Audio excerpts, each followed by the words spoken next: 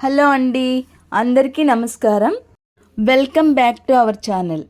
మోహిత కథ తరువాతి భాగం తెలుసుకుందాం. శాంతమ్మ గారు, మోహిత, తరుణ్ వీళ్ళందరూ కలిసి పెళ్లి చూపులకి వెళతారు జ్యోతి వాళ్ళ ఇంటికి. అక్కడ వర్ధని అనే ఆవిడ మోహితాని చూసి నానా గొడవ చేస్తుంది. ఈవిడ మూలానే మోహన్ కోర్టులో ఓడిపోయాడు, ఈ మహాతల్లి మూలంగానే ఇంట్లోకి ఎందుకు రానిచ్చారు అంటూ గొడవ చేస్తుంది. జ్యోతి ఎంత వారించినా ఆగకుండా అరుస్తూనే ఉంటుంది.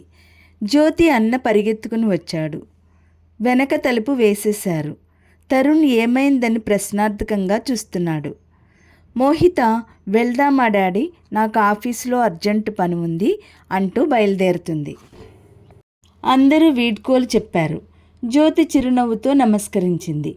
కారు గేటు దాటి రోడ్డు మీదకి రాగానే సంప్రదింపులు మొదలయ్యాయి. పిల్ల నాకు నచ్చింది, లక్ష్మీదేవిలా ఉంది అంది పరిమళమ్మ గారు. నీకు నచ్చితే మా అందరికీ నచ్చినట్టే అన్నారు రామానందం గారు. అవును, పిల్లకేం లోటు లేదు, చదువు, అందం, డబ్బు అన్నీ ఉన్నాయి. తరుణ్కి తగ్గ వ్యక్తిలా ఉంది, ఈడు జోడుగా ఉన్నారు అన్నారు విశ్వనాథం గారు. తరుణ్, నువ్వేమీ అనవేమిటి అన్నారు రమానందం గారు. తరుణ్ మాట్లాడలేదు. తరుణ్కి పెళ్లి కూతురు దగ్గర నుంచి నేను ఒక సందేశం పట్టుకొచ్చాను, మోహిత ఉత్సాహంగా అంది. ఏమిటది అన్నారు రమానందం గారు.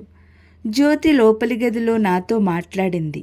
తరుణ్ నచ్చాడుట, సాయంత్రం పబ్లిక్ గార్డెన్కి రమ్మంది. ఇద్దరూ మాట్లాడుకోవాలట. ఈ సందేశం తెచ్చాను, నాకేమిటి బహుమతి ఇస్తారు అంది మోహిత. ఆ ఇంట్లో వర్ధనమ్మని చూడగానే మోహితకి చాలా ఆనందం, ఉత్సాహం వచ్చాయి.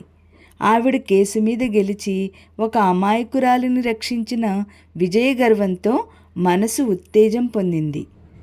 ఆవిడ తనని ఎన్ని శాపనార్థాలు పెడుతుందో తనకి తెలుసు.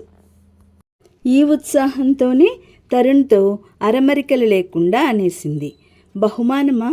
అతను పర్సు తీయబోతున్నాడు. ఆహాహా, డబ్బు కుదరదు అంది. ఇంకా నా దగ్గరేమున్నాయి? అతను నల్లద్దాల కళ్ళజోడు, పెన్ను తీసి ఇచ్చాడు. ఇది పనికి వస్తుంది, మోహిత పెన్ తీసుకుంటూ అంది. తరుణ్ కళ్ళజోడు జేబులో పెట్టేసుకున్నాడు. మోహిత లోపలికి వెళ్ళిన కొద్దిసేపటికి ఎవరివో అరుపులు మొదలయ్యాయి. మోహిత చాలా ఆనందంగా కులాసాగా బయటకొచ్చింది. ఇది అతడు గమనించకపోలేదు. డాడీ, నాకు ఆఫీసులో ఒక అర్జెంట్ అపాయింట్మెంట్ ఉంది, నేను ఇక్కడ దిగిపోతాను, మీరు వీళ్ళని ఇంటికి తీసుకువెళ్ళండి అంది. మీ నాన్న డ్రైవింగా అంది శాంతమ్మ. పర్వాలేదులే, కాస్త దూరమేగా అన్నారాయన. మోహిత కారు ఆపి దిగింది. తరుణ్ ఎవ్వరూ ఆదేశించకుండానే మోహిత ఖాళీ చేసిన డ్రైవింగ్ సీట్లోకి జరిగి స్టీరింగ్ తీసుకున్నాడు. బై డాడీ, బై అందరికీ చేయి ఊపింది. తరుణ్ కూడా అనుకోకుండా చేయి ఊపాడు. మోహిత గ్లాస్ డోర్ తెరుచుకుని లోపలికి వెళ్ళే వరకు చూశారు. ఆఫీసు ముందు నీటుగా పెరిగిన లాన్ ఉంది. దానిలో అటు ఇటు బార్డర్గా పెంచిన రోజెస్ ఎంతో అందంగా ఉన్నాయి. ఆఫీసు బిల్డింగ్కి బోర్డు మ్యారేజ్ కౌన్సిల్ అని ఉంది. క్షణంసేపు దాన్ని తదేకంగా చూసిన తరుణ్ కారు స్టార్ట్ చేశాడు. సూర్యుడు అస్తమిస్తున్నాడు. అప్పుడే ట్యాంక్ బండి మీద లైట్లు వెలిగాయి. ఆ సంధ్యకాంతిలో బిర్లా మందిర్ నగరకన్య ముక్కెరలో రత్నల్లా మెరిసిపోతోంది. ఆ రోజు శనివారం కావడం వల్ల జనంతో కిటకిటలాడుతూ చాలా రష్గా ఉంది. మోహిత చకచకా నడుస్తూ బిర్లా మందిర్ మెట్లెక్కి పైకి వస్తోంది. సాయంత్రం 4 గంటలకి తండ్రి ఫోన్ చేశాడు. మోహి, సాయంత్రం 6 గంటలకి మేమంతా బిర్లా మందిర్ చూడడానికి వెళ్తున్నాం. వెళ్తూ దోవలో మీ ఆఫీస్కు వచ్చి నిన్ను కూడా తీసుకువెళ్ళాలని అనుకుంటున్నాం అన్నారు. వద్దు డాడీ, నేనిప్పుడు చాలా అర్జెంటు పనిలో ఉన్నాను అంది. పోనీ అయితే మేం కూడా మానేస్తాంలే, నువ్వు వచ్చిన తర్వాత వెళ్దాం. ఓహో, వద్దు వద్దు, నేను వచ్చేసరికి ఎప్పుడవుతుందో. ఒక పని చేయండి నాన్న, మీరు ఎక్కడికి వెళ్ళాలనుకుంటున్నారో వెళ్ళి బిర్లా మందిర్కి 7 గంటలకల్లా వచ్చేయండి, నేను అక్కడికి డైరెక్ట్గా వచ్చేస్తాను అని చెప్పింది. అలాగే అన్నారు ఆయన. మోహిత వచ్చేసరికి అందరూ అక్కడ కూర్చుని ఎదురు చూస్తున్నారు.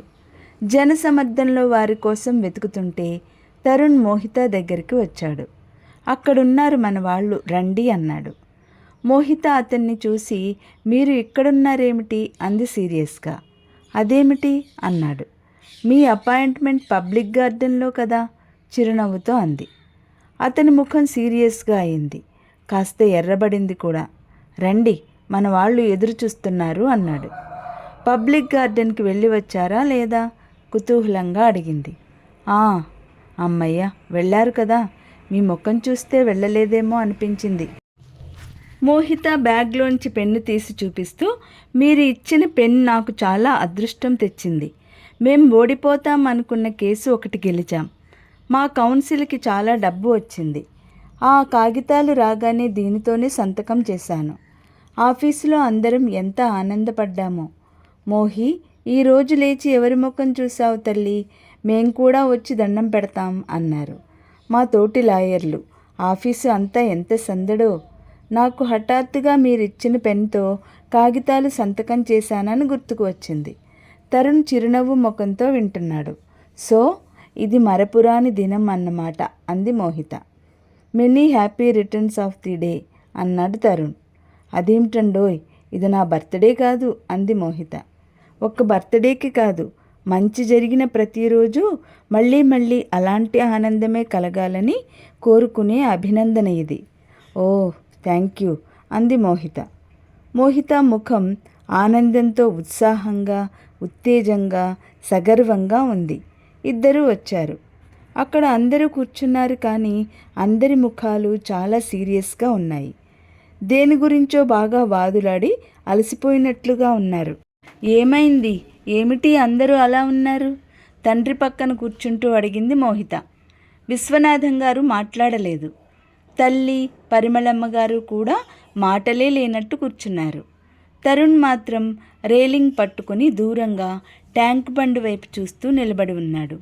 అతని దవడ ఎముక బిగించి ఉంది. ముఖం చాలా సీరియస్గా ఉంది.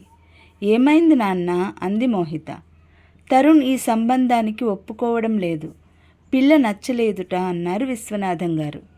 వాడికి ఏ పిల్ల నచ్చింది కనుక? అసలు ఈ అమ్మాయికి ఏంటట?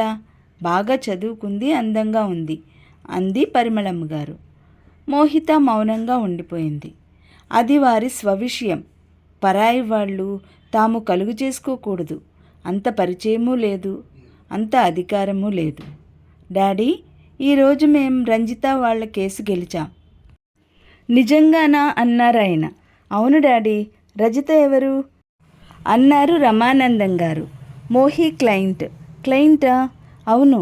మా మోహితాకి పిల్ల జల్లా, స్నేహితులు, బంధువులు, ఆప్తులు, మిత్రులు, తల్లి తండ్రి అన్నీ ఆ క్లయింట్సే. నిత్యం అదే ధ్యాస అన్నారు విశ్వనాథం గారు. రజిత విషయం ఏమిటి అన్నారు రమానందం గారు. మోహిత చెప్పడం ప్రారంభించింది. తరువాతి కథ రేపటి వీడియోలో తెలుసుకుందాం. ఈ వీడియో లైక్ చేయండి, షేర్ చేయండి. మొదటిసారిగా చూసిన వాళ్ళు సబ్స్క్రైబ్ చేసుకోండి.